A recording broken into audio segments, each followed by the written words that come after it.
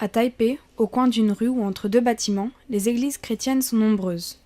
Ça n'est pas surprenant si l'on considère que la religion était présente sur l'île avant même que Taïwan, tel qu'on la connaît, soit fondée.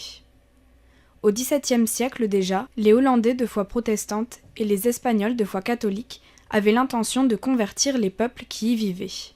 Le catholicisme a péniblement été accepté par les aborigènes, tandis que le protestantisme, à l'inverse, a très bien été accueilli. En 1661, le pirate chinois Koxinga, fondateur de Taïwan, met fin à la progression du protestantisme en s'emparant de l'île et en y interdisant l'accès à tout missionnaire. En 1860, les terres sont à nouveau accessibles aux étrangers, et c'est cette fois-ci les Anglais et les Canadiens qui s'y installent pour répandre la parole protestante. L'Église presbytérienne, dès le XIXe siècle, est proche des aborigènes. Elle utilise les dialectes de leurs fidèles pour prêcher.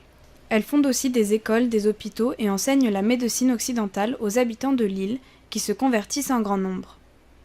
Cette ascension est d'ailleurs favorisée par l'occupation japonaise qui, dès 1895, ne laissera l'accès de la péninsule libre qu'aux missionnaires presbytériens. Ces derniers ont donc bénéficié d'un monopole de plusieurs dizaines d'années sur le territoire, ce qui explique que, de nos jours, les aborigènes taïwanais sont presque tous de foi chrétienne et majoritairement protestante.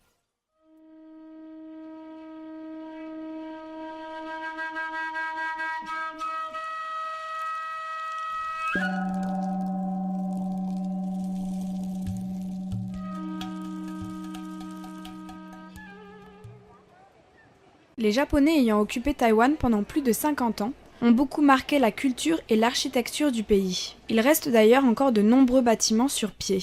La Maison Rouge, à Simanding, ou encore l'église presbytérienne Tiinan, tout près de l'hôpital NTU. Déclarée site historique protégé en 1998, cette église, au style néo-gothique britannique, a bel et bien été conçue par un architecte japonais.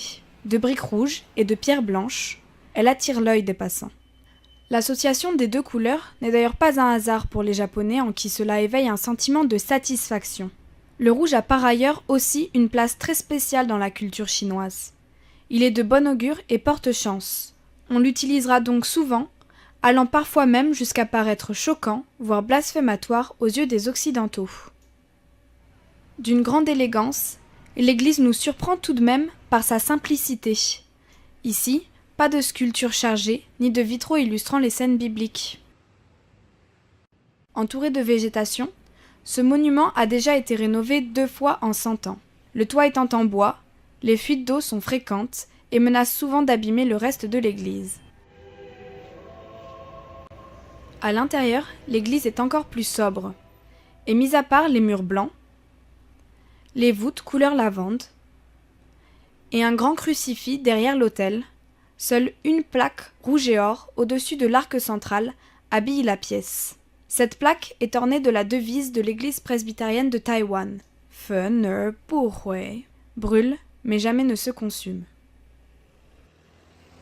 Comme évoqué plus tôt, c'est la proximité de l'église avec ses fidèles qui a en partie charmé les aborigènes. Dès l'installation du Kuomintang à Taïwan, les missionnaires protestants, comme catholiques d'ailleurs, ont soutenu le développement du pays en y construisant des écoles et des hôpitaux.